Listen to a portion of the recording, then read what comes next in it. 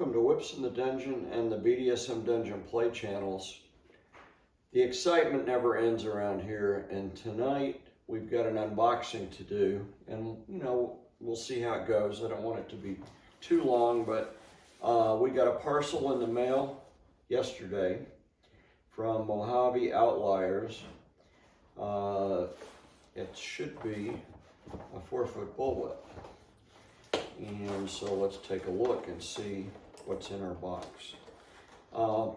Mojave Outliers, if you're on FetLife, you could look them up by that name, or the whip maker there goes by Desert Minx. And I will say one positive thing, definitely very positive. She is very good at communicating, either by email or on FetLife, and before, during, and after the build, I had questions, and she was very gracious to write me and answer them. So this came priority mail. There's an invoice inside, and a note that says, "Start unwrapping from the tail." Okay, enjoy, and then she signed it with a smiley. The description is 4-foot 16 plat mini bullwhip in whiskey and saddle tan kangaroo with a 9-inch handle, shot loaded core, 24-inch tapered latigo fall. Okay, so let's see what we've got here. And I wrote her privately and asked for a more detailed description of the build on FetLife, and this is the way she described this whip. In this build, you have the core consisting of the leather wrapped handle inside a leather shot bag. The core is bound with flat sinew to support the transition, which adds a slight amount to the diameter. The next layer is a leather bolster, a long triangular piece of leather rolled around the core in a cone. This is also bound with flat sinew to support the transition. The next layer is a 12-strand plaited rue belly, strands tapered and ending in 6 plait. This is also bound to protect the transition with a bolster. The final layer is the overlay, which obviously isn't bound, so technically this whip has 4 layers, one of which is a plaited belly, not counting the overlay. So that's pretty descriptive. And she cautioned to start unwrapping it from the fall hitch. So this, for shipping, looks like it was wrapped in either a pallet wrap or saran wrap to protect it from, maybe if the box got rained on in post.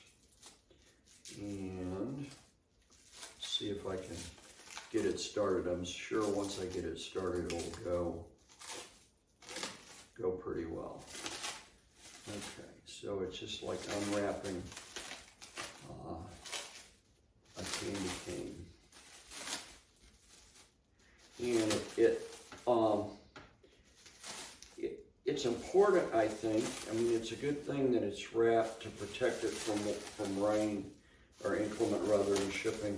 A lot of whip makers don't do that, and I've always wondered, why someone would ship rue and not protect it from the elements. When I ship a whip, either back to a whip maker or to someone that's purchased a whip from me out of my collection, I put it in a 2.5-gallon Ziploc bag. They make Ziploc bags that are pretty oversized, and you can get a whip into them without overcoiling it. So I'm going to spend half of my unboxing video just getting the saran wrap off the whip. But it was important, or is important, that it not get rained on. And since it's it was being shipped to Florida, and this time of year we get torrential downpours, this was a good thing. Because the mailman did leave the box under the carport unprotected. So we're getting there. Like I said, you only get a whip once or twice a year because they take a lot of time to make, and they're not cheap. So unless you're a wealthy whip collector, these are special treats. And if this continues to take too much time, I might edit this video or figure out a way to speed it up so you don't get bored on your end.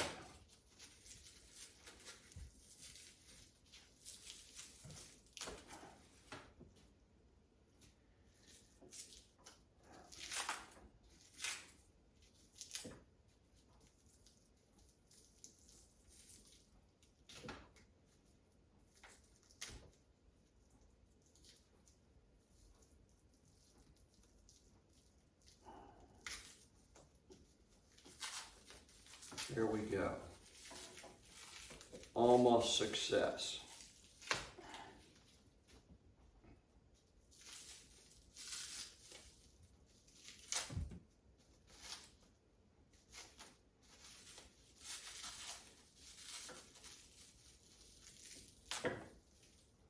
All right, so we have a 4-foot bullwhip. There's a piece of leather. That's actually the exact way I do my whips when I'm storing them. And Desert Minx didn't know this, so evidently she does exactly what I do. A lot of whip makers will put a wrist loop or a hanging loop on the end of the pommel. I don't like that. I like a clean pommel so it can work as a ball and socket. And that's exactly the way this was made. I didn't request that. That's just the way she makes her whips, so kudos to her.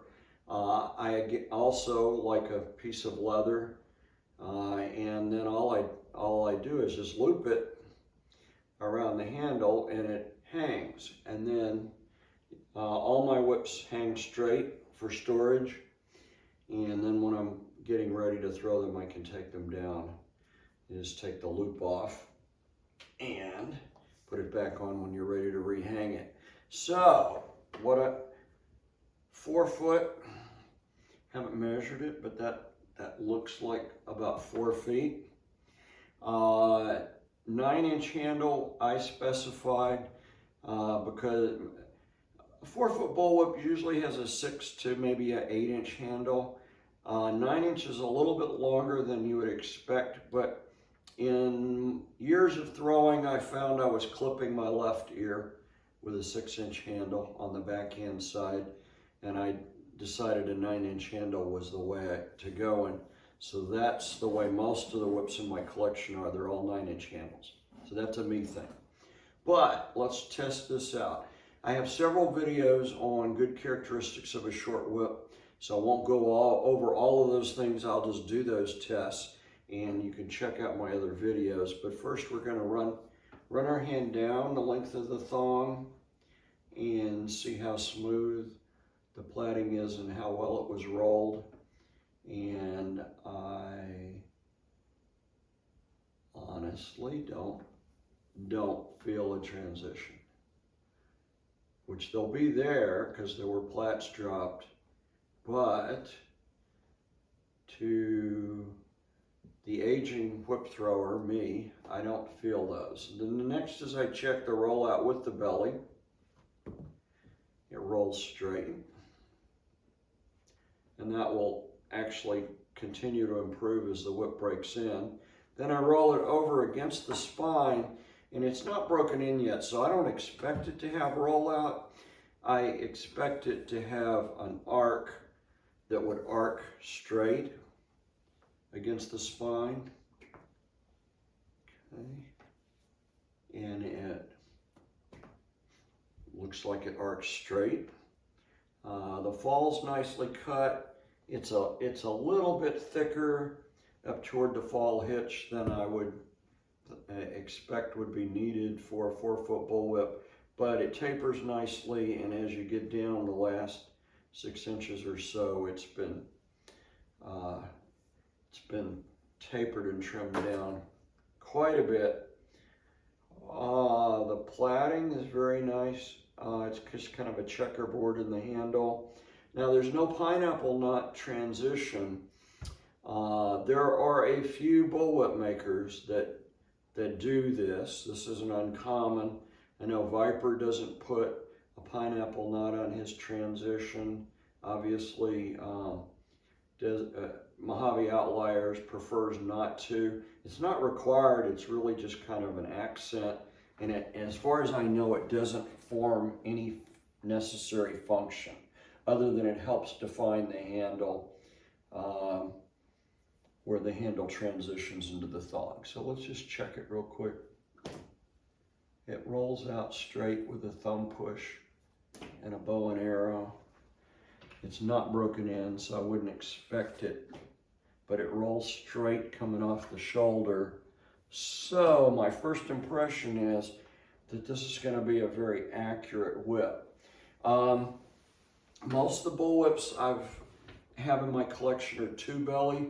I would consider this with only a 12 plat, only one plaited belly to be a single belly build, but it does have 2 bolsters in it. It tapers nicely. From here down, it's a little bit thin, which to me means I suspect the bolsters end about there. Maybe even the plaited belly might even end about there. And this is really probably mostly just the plaited overlay the last foot or 6 inches or so. I'm counting 2, 4, 6,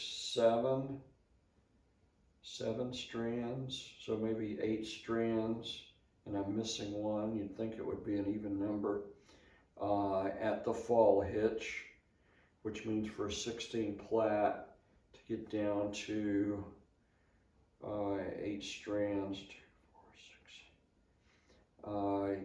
You dropped, either tapered nicely as you did your stranding, or you dropped some strands. Either way is certainly acceptable. So that is going to be a nice whip, I feel. Now it's light. One of the things that's nice about a lighter whip in the dungeon is you can throw it for an hour and it won't wear your arm out. You can see already right out of the box it's making a nice neat puff with the forward figure 8. You can throw it for an hour, take a 10 or 15 minute break, throw it for another hour, take a 10 or 15 minute break, and just play all night long and never wear your arm out. So I'm excited about my new whip. I'm excited to break it in. And all I'll promise you at this unboxing is after I've broken it in, 6 months to a year from now, I'll come back and I'll do a follow-up video and I'll tell you how the whip is broken in. I'm give you a close-up of the plaiting. It is very nice. And I'll have the links to Mojave Outliers below. And she did what I would call a whipmaker's plait here, but she variegated a little bit, which I think doing a little bit of artistic expression is one of the characteristics of desert mink whips. This is my first whip built by her that I bought. However, I have seen quite a few of her whips, and she does like the artistry of fancy plaiting. Fancy plaiting doesn't help the whip be any more accurate or work any better, but it's nice to the eyes. Now in a dim, dark lit dungeon, we're not going to be seeing much of that. And I asked for whiskey and saddle tan because that's kind of the color theme inside my toy bag with whips. So most of my whips are whiskey and saddle tan. So thank you very much for watching. As always, remember to subscribe and ring the bell and come back for more from BDSM Dungeon Play and Whips in the Dungeon.